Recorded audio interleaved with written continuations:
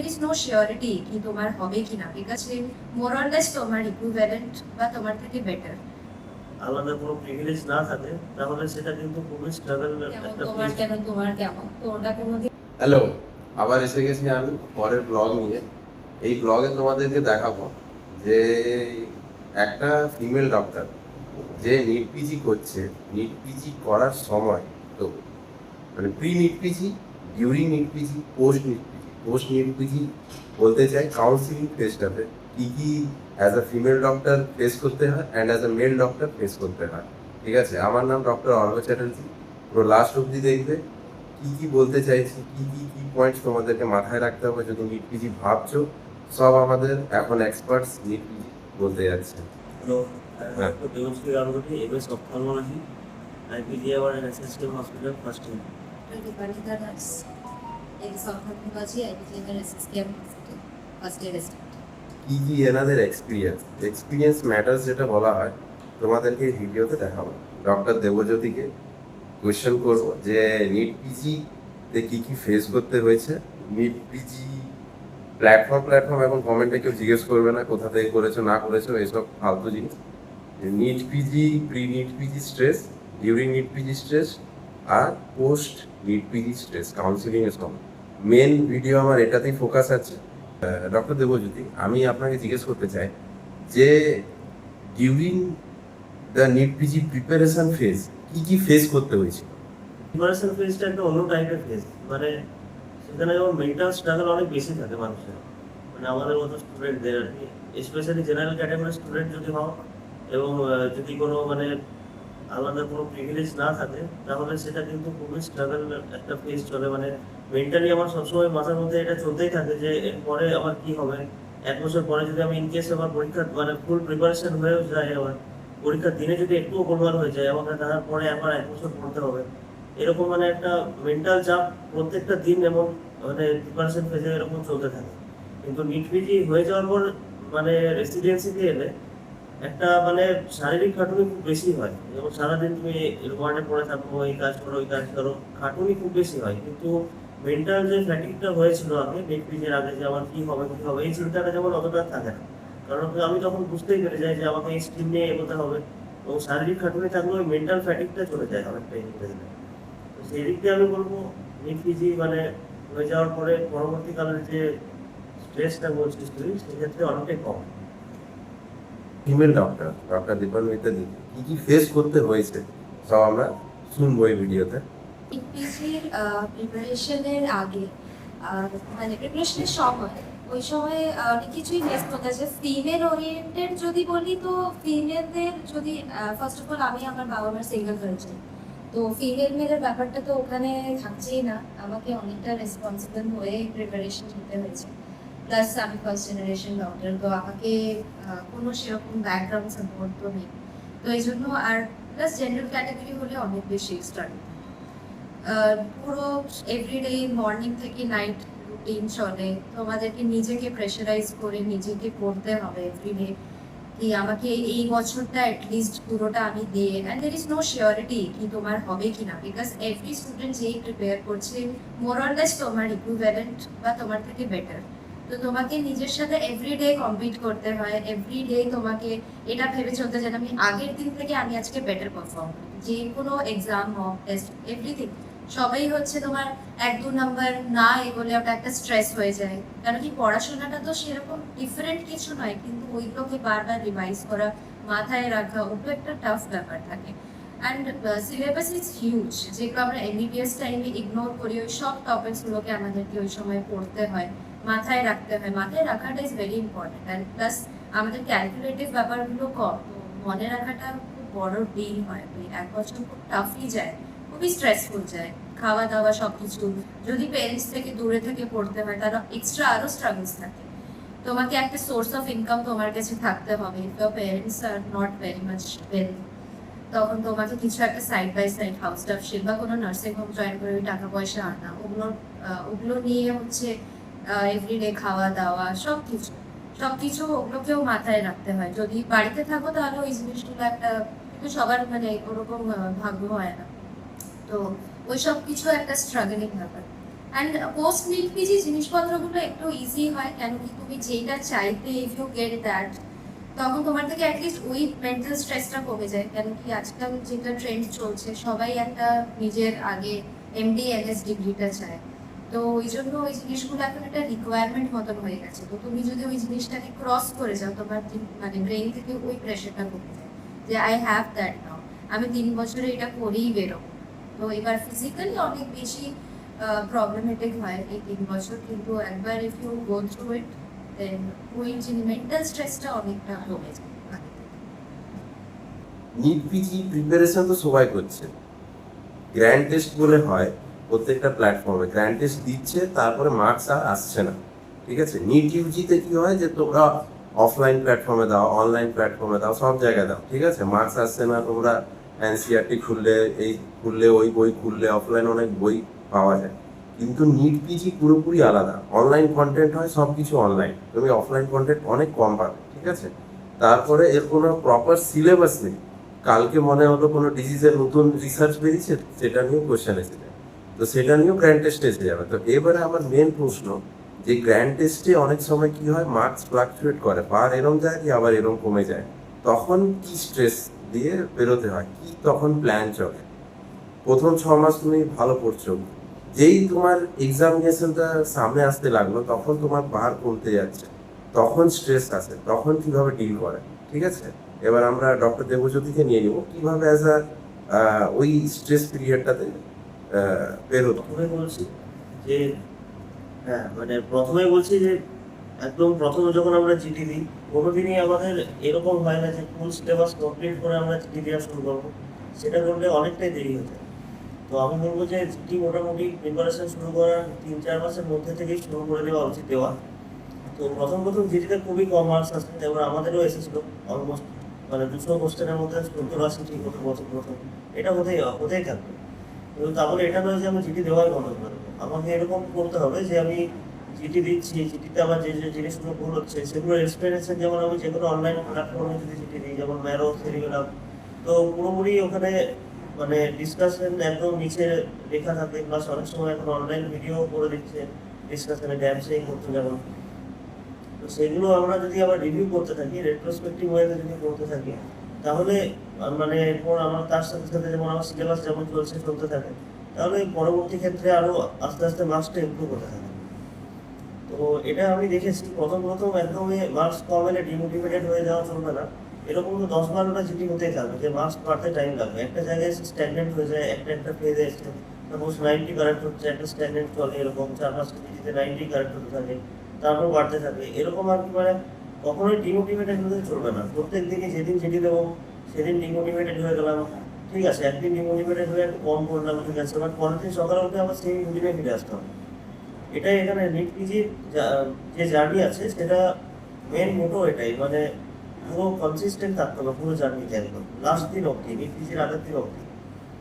তাহলে নিট পিজির দিনে সেটা পুরো পারফর্ম করা যাবে। কোনোদিনই এরকম না যে আমার 100টা ঠিক হচ্ছে আমি এবার ছেড়ে দিই, আমার দ্বারা হবে না।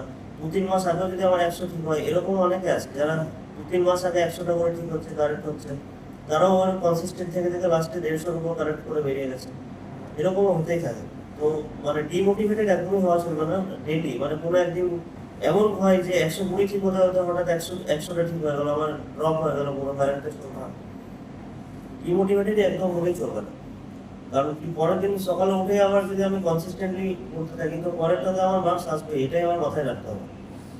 ঠিক আছে, তো আমি এটাই বলবো যে অলওয়েজ স্টে মোটিভেটেড। সবারই প্ল্যান আলাদা আলাদা হয়। তুমি ভাবছো যে যখন তোমার কমে যাচ্ছে গ্রাফ, তো সবারই প্ল্যান এক হয়, অনেকের প্ল্যান ডিফারেন্ট হয়।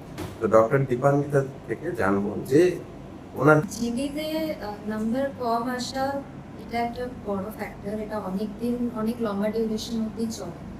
ফার্স্ট অফ অল, যদি জিডি কেউ শুরু করে দেওয়া লাইক আফটার 4-5 মান্থস, তো প্রথম যে চ্যালেঞ্জটা লোকজন ফেস করে যে থ্রু আউট জিডি কনসিস্টেন্টলি পরীক্ষাটা দেওয়া, ওটাই হচ্ছে সবথেকে বড় টাস্কিং একটা জব। কেন কি 3.5 ঘন্টার এক্সাম হয়, তো 3.5 ঘন্টা কনসেন্ট্রেশন বিল্ড করাটা একটা বড় জিনিস। কেন কি maximum students internship, post internship, GD মানে নিট পিজি প্রিপেয়ার শুরু করে। তো জিডিতে কি কোনো ভিডিও ম্যারো এনি প্ল্যাটফর্ম আমার দেখে নিন। তো এনি প্ল্যাটফর্ম 10 মিনিট 20 মিনিটের বেশি ভিডিও দেখাও প্রবলেমেটিক হয়ে যায়, কেন কি আমাদের কনসেন্ট্রেশন পাওয়ারটা আমরা ল্যাক করে যাই। তো ওই জিডিতে আমার হিসেবে ফার্স্ট অফ অল জিডিতে 3 ঘন্টা 3.5 ঘন্টা কনসেন্ট্রেশন দিয়ে বসাটাই হচ্ছে ফার্স্ট টাস্ক। ওটা যদি ক্রস করে যাও নেক্সট তোমার স্কোর বাড়া শুরু করো, প্রথমে আসবে না। আমি আমার ফার্স্ট জিডি কমপ্লিট করতে পারি, হাফ ওয়েতে ছেড়ে দিয়েছি, অলমোস্ট 2টো সেকশন করে আমি আর বসতেই পারি। তারপরে নেক্সট জিডি থেকে আমি পুরোপুরি দেওয়া শুরু করলাম।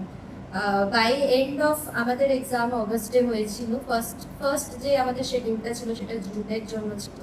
তো by end of January also আমার জিডি স্কোর ভালো আসতো না, একদমই ভালো আসতো না। আমার খুব পরে জিডি স্কোর আপগ্রেড হওয়া শুরু করেছে। তো এভরি টাইম আমি যেটা করতাম, আমি কারোর সাথে জিডি স্কোর ডিসকাস করতাম। It use to demotivate me, কেন কি আমি যখন জানুয়ারিতে আমি যদি কাউকে জিজ্ঞেস করি তোর জিডি স্কোর কেমন, বা আরেকজনকে জিজ্ঞেস করি তোর জিডি স্কোর কেমন, ও যদি আমাকে আরো 10 নম্বর বাড়িয়ে বলে, ওটা আমার জন্য ডিমোটিভেশনের মতন কাজ করতো। আমি ওটা সারাদিন ভাবতাম ওটা নিয়ে।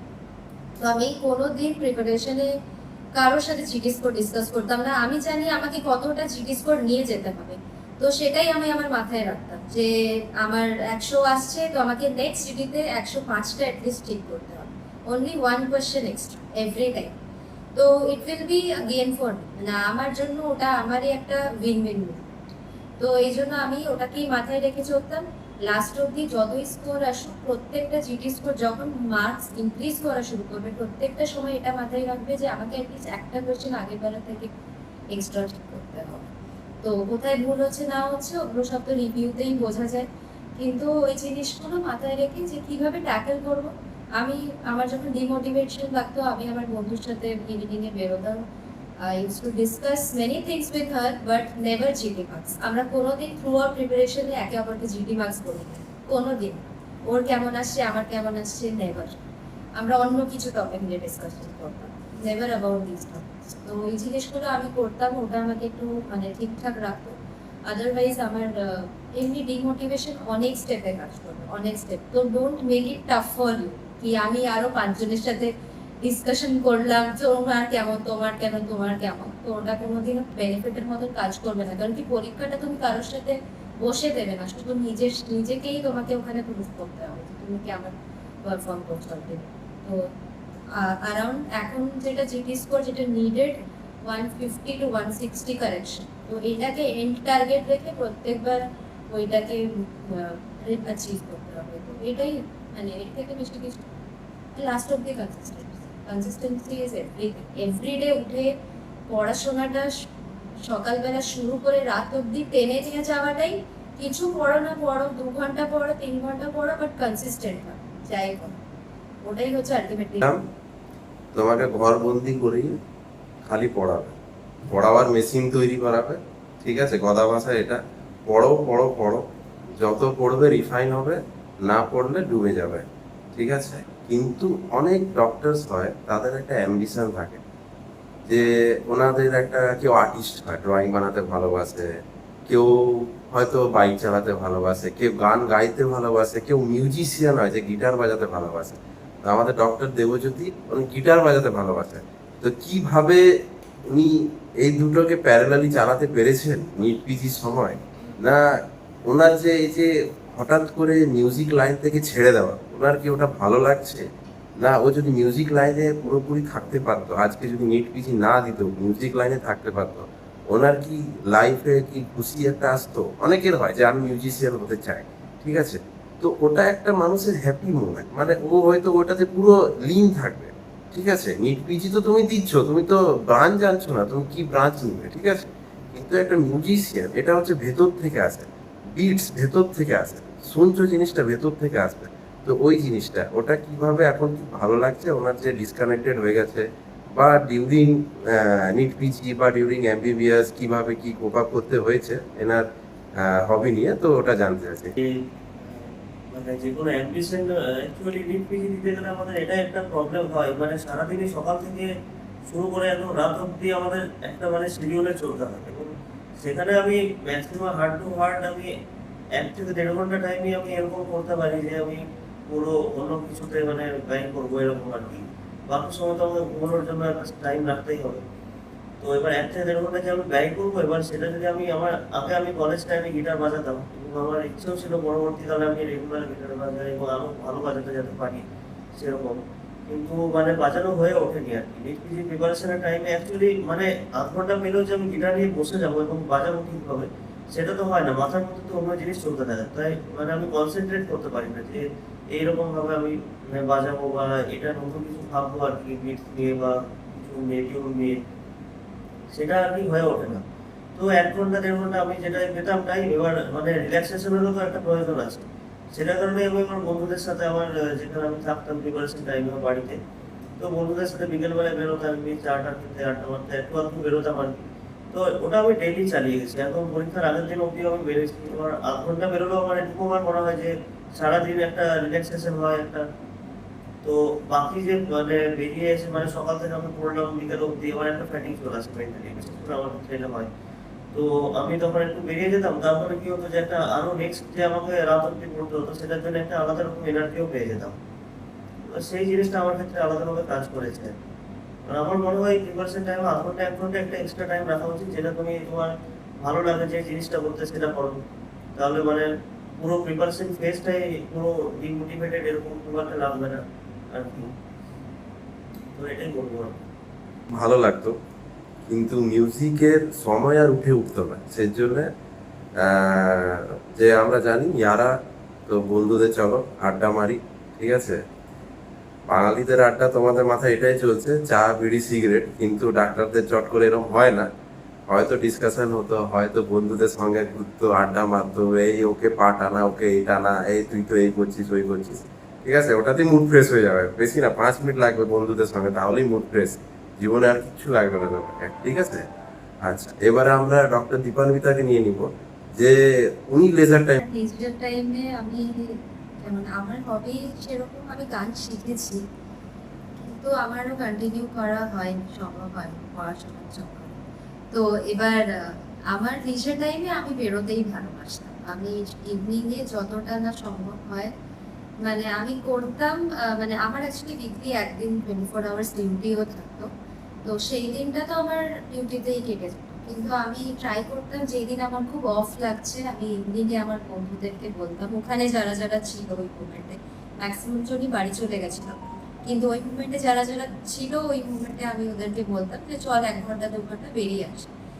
চা বিস্কিট ওইগুলোই খাওয়া, মানে সেরকম কিছু নয় যে খুব কোথাও রেস্টুরেন্টে যাওয়া খাওয়া এসব কিছু অত হতো না। খুব একটা কেউ টাইম স্পেন্ড করতেও ভালোবাসতো না এরকম ভাবে যে ওয়েস্ট হয়ে যাবে, এই মাইন্ডসেটটা প্রচুর চলে ওই সময়, যে আমরা 4-5 ঘন্টা যদি দিয়ে দিই ওয়েস্ট হয়ে যাবে টাইমটা। কিন্তু মানে এইটা মেন্টালিটিটা সবারই ডেভেলপ করে যায়, কিছু করার নেই।